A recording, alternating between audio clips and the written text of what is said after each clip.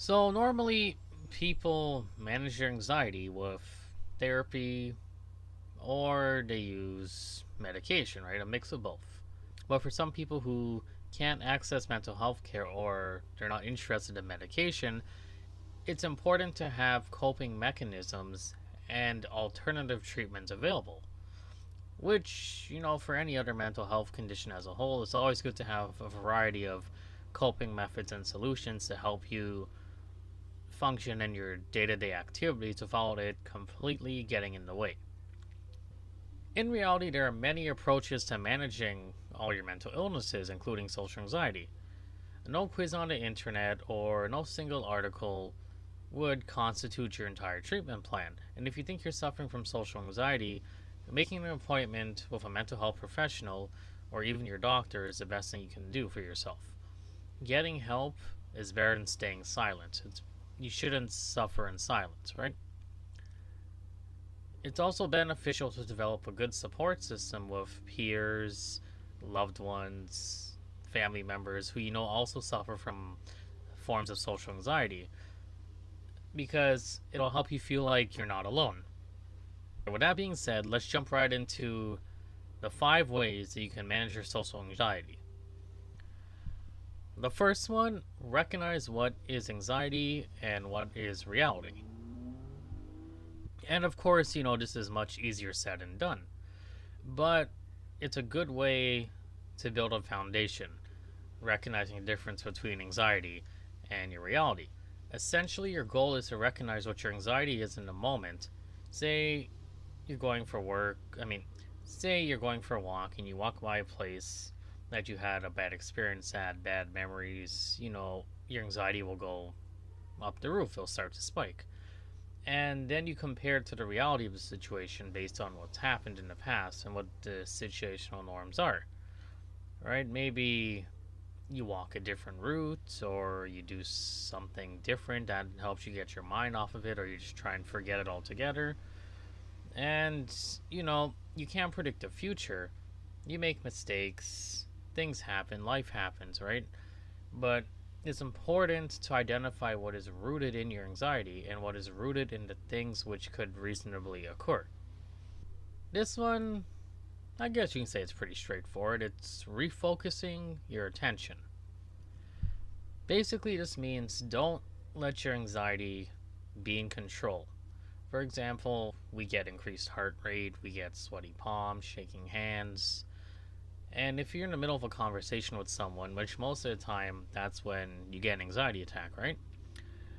And if you can't excuse yourself, you need to know some of your coping methods. And that can be your 5 grounding techniques. If you don't know what those are, I'll drop a little clip right here for you, or I'll put a card. And you can watch that video on the grounding tips for anxiety and traumatic flashbacks. So instead of saying, oh my god, my heart is pounding, I'm gonna pass out, I can't do this, focus on the conversation at hand and don't let the conversation get away from you. Try and reevaluate the situation, reevaluate what's around you, and focus on the person. Maybe focus on their body language, try and make eye contact, and respond to them. Listen to what they're saying and don't get lost in thought. It's also, I guess you can say, in terms of respect too.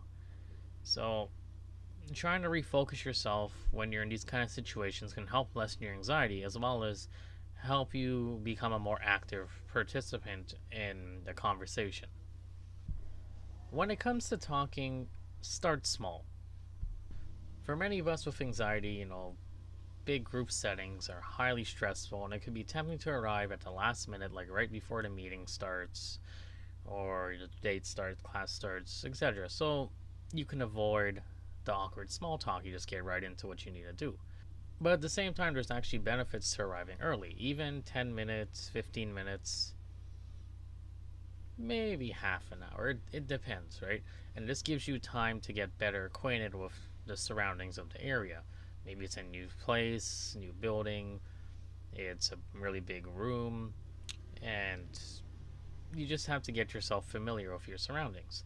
And as people arrive, You can start small little conversations with someone so you don't feel fully alone. It can help, and it can also help you lessen anxiety and help you feel less overwhelmed. But it's also important to remember that you don't need to be constantly talking.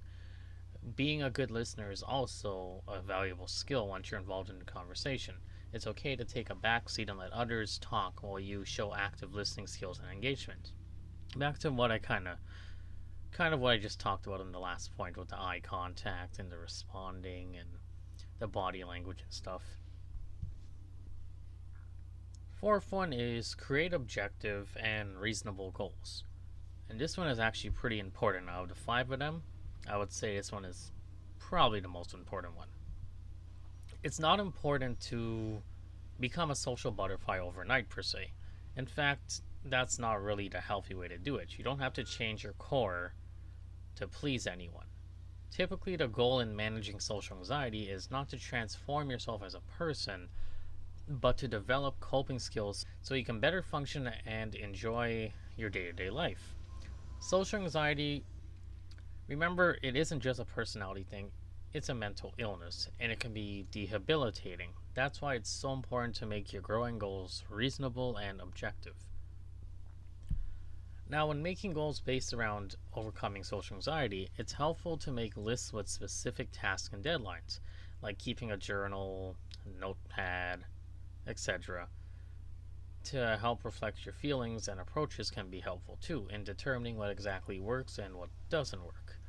Goals can be whatever feels right to you, whether it be having lunch with a bunch of strangers on an afternoon, or getting more comfortable talking to the phone with someone you've just met, or someone you haven't seen in a while.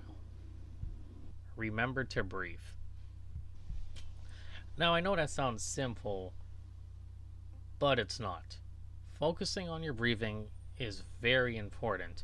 No matter what is happening around you, you literally need to breathe to survive. Focusing on long, slow, and deep breaths is a great way to find your center and slow down your brain, even if it's just for a few seconds. Those few seconds can make a big difference. Trust me, I would know. And there are tons of breathing exercises for social anxiety, especially on YouTube. You can Google them. I'll leave a couple videos in the description box below.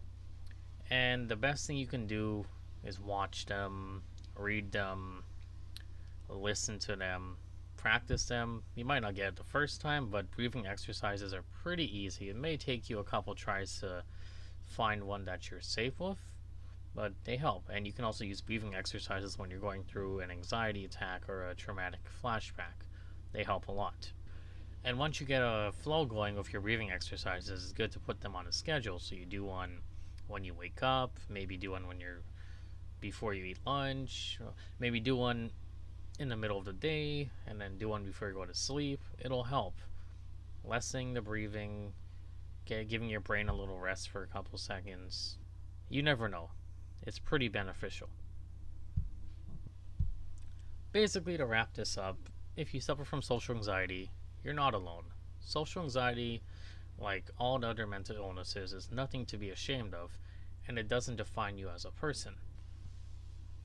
As I've said before in all my other videos, if you suffer from social anxiety symptoms and you think you have the disorder, go speak to a mental health professional right away. And don't let the symptoms get worse. Don't suffer in silence.